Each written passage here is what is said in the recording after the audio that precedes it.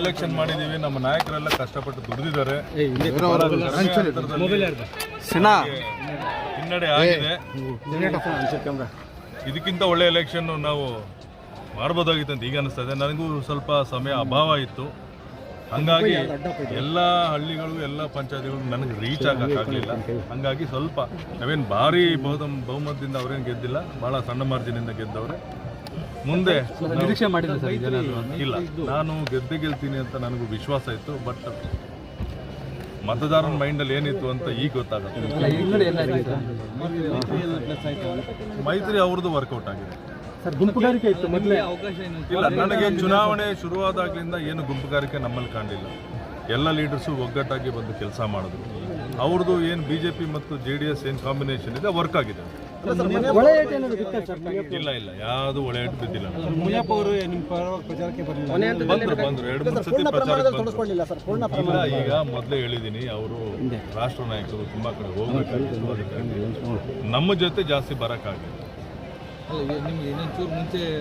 ಹೌದು, ಇನ್ನೊಂದು ಅಟ್ಲೀಸ್ಟ್ ಒಂದು 10 days ಮುಂಚೆ ನಮಗೆ ಟಿಕೆಟ್ ಸಿಕ್ಕಿತ್ತಂದ್ರೆ ನಾವೆಲ್ಲರನ್ನು ರೀಚ್ ಆಗ್ಬೋದಾಗಿದೆ. ಮುಳಬಾಗಿಲು ಬಂಗಾರಪೇಟೆ ಜಾಸ್ತಿ ಡ್ಯಾಮೇಜ್ ಸರ್. ಅಂದರೆ ನಿಮ್ಮ ಮುಂದೆ ಕೋಲಾರದಲ್ಲೇ ಉಳ್ಕೊಂತೀರಾ ಅಥವಾ ಹೇಗೆ? ಹೌದು, ಕೋಲಾರದವನು ಆಗ್ಬಿಟ್ಟಿದ್ದೀನಲ್ಲ. ಈಗ ಕೋಲಾರದಲ್ಲಿ ಉಳ್ಕೋಬೇಕು ನಾನು. ಕಾರ್ಯಕರ್ತರಿಗೆಲ್ಲ ಧನ್ಯವಾದ ತಿಳಿಸ್ತೀನಿ. ಅವರೆಲ್ಲ ಬಹಳ ದುಡಿದಿದ್ದಾರೆ, ನಮಗೋಸ್ಕರ ಪಕ್ಷಕ್ಕೋಸ್ಕರ ದುಡಿದಿದ್ದಾರೆ. ಹಿನ್ನಡೆ ಆಗಿರ್ಬೋದು ನಿಜ. ಇದು ಸ್ವಲ್ಪ ನಮಗೆ ಆಘಾತನೇ. ಆದರೆ ಮುಂದೆ ಇದನ್ನು ನಾವು ಪಕ್ಷ ಕಟ್ಟುವಂಥ ಕೆಲಸ ಮಾಡಬೇಕು. ಇನ್ನು ಮುಂದೆ ಸುಮಾರು ಕೆಲಸ ಇದೆ, ಪಕ್ಷ ಕಟ್ಟಬೇಕು. ಹೌದು, ಕೋಲಾರಲ್ಲಿ ಎಲೆಕ್ಷನ್ ಮಾಡಿದೀವಿ. ನಮ್ಮ ನಾಯಕರೆಲ್ಲ ಕಷ್ಟಪಟ್ಟು ದುಡಿದಿದ್ದಾರೆ. ಹಿನ್ನಡೆ ಆಗಿದೆ.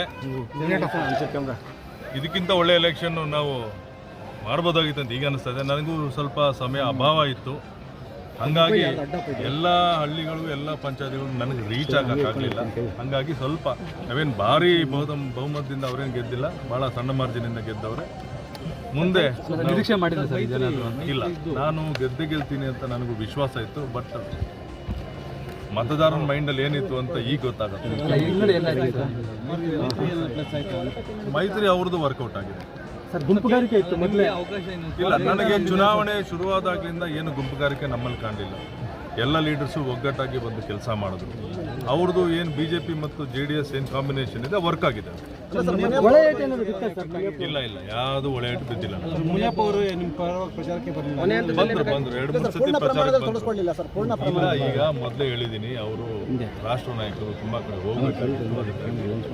ನಮ್ಮ ಜೊತೆ ಜಾಸ್ತಿ ಬರೋಕ್ಕಾಗಿಲ್ಲ.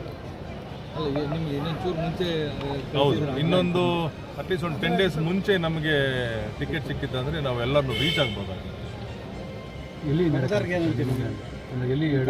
ಮುಳಬಾಗಿಲು ಬಂಗಾರಪೇಟೆ ಜಾಸ್ತಿ ಡ್ಯಾಮೇಜ್ ಸರ್. ಅಂದರೆ ನಿಮ್ಮ ಮುಂದೆ ಕೋಲಾರದಲ್ಲೇ ಉಳ್ಕೊಂತೀರಾ ಅಥವಾ ಹೇಗೆ? ಹೌದು, ಕೋಲಾರದವನು ಆಗ್ಬಿಟ್ಟಿದ್ದೀನಲ್ಲ. ಈಗ ಕೋಲಾರದಲ್ಲಿ ಉಳ್ಕೋಬೇಕು ನಾನು. ಕಾರ್ಯಕರ್ತರಿಗೆಲ್ಲ ಧನ್ಯವಾದ ತಿಳಿಸ್ತೀನಿ. ಅವರೆಲ್ಲ ಬಹಳ ದುಡಿದಿದ್ದಾರೆ, ನಮಗೋಸ್ಕರ ಪಕ್ಷಕ್ಕೋಸ್ಕರ ದುಡಿದಿದ್ದಾರೆ.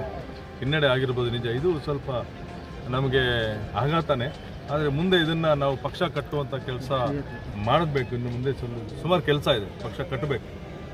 ಕೋಲಾರದಲ್ಲಿ? ಹೌದು, ಕೋಲಾರಲ್ಲಿ.